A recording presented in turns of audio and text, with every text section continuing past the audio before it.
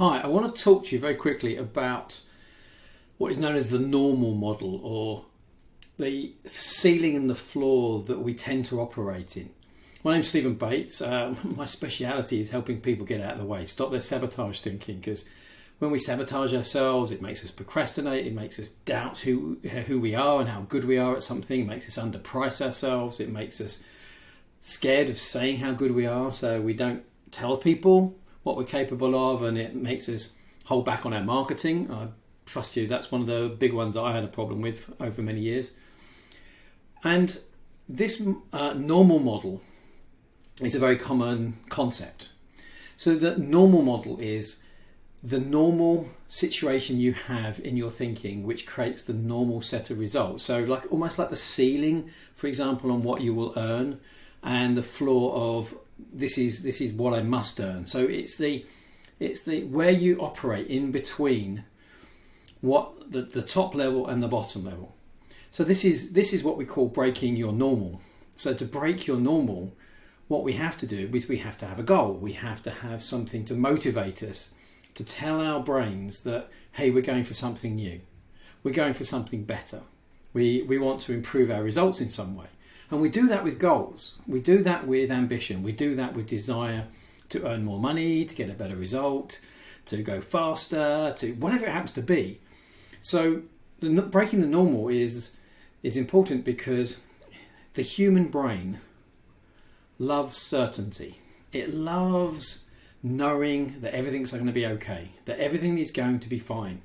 So when we have certainty, I know how to operate within these parameters. I know how to work. I know everything's going to be okay. I know I've got money in the bank. I'm comfortable knowing what's going on.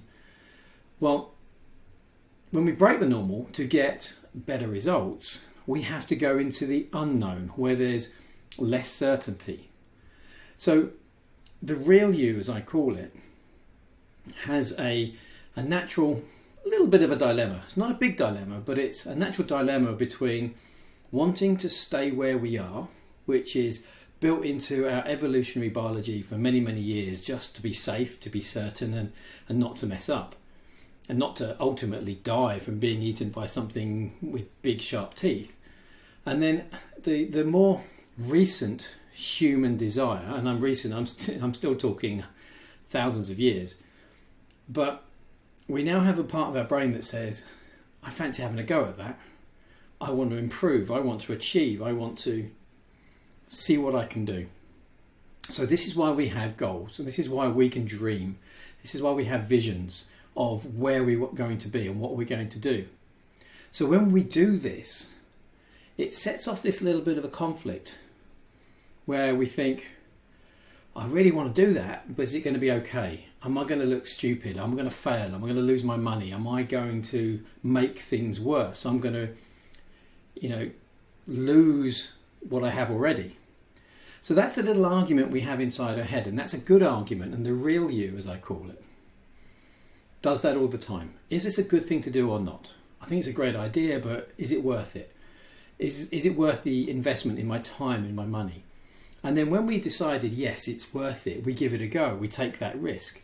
And that's how we break the normal. We say it's worth giving it a go. And we take action. And this is a very common model. But when I've been thinking about it, especially over the last few years, I realised that there's something that's not taught, something that's missing.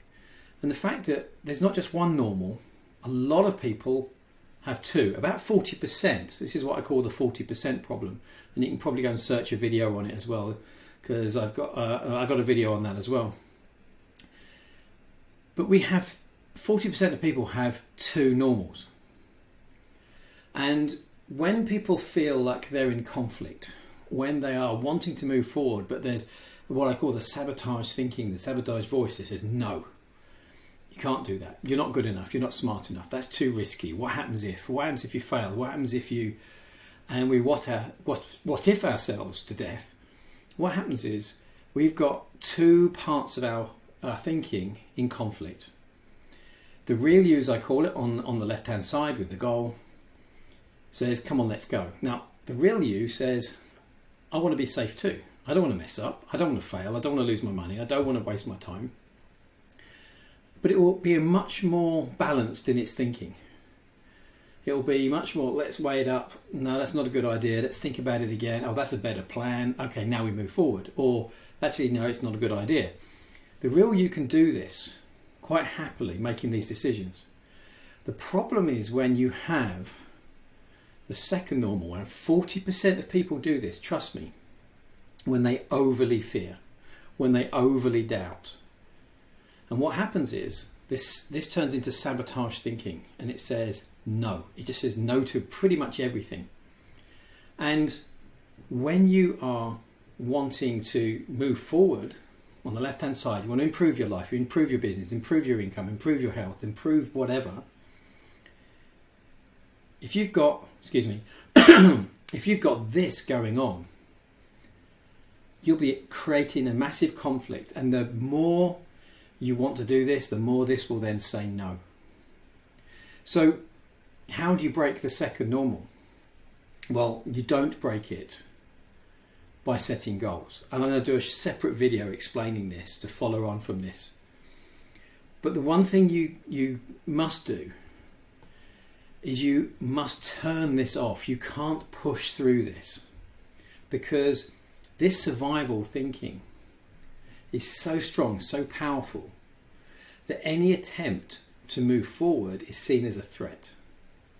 And I'm going to do a second video where I'll explain goals and affirmations and the damage they create to this problem of the two normals.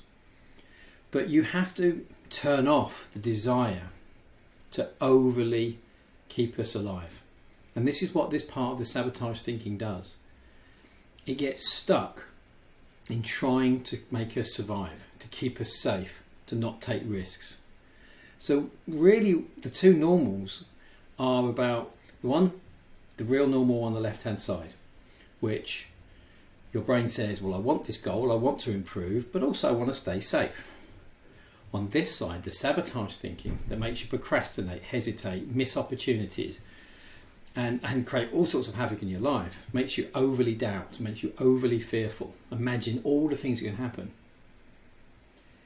That needs to be turned off so you no longer use it, and then this second normal disappears.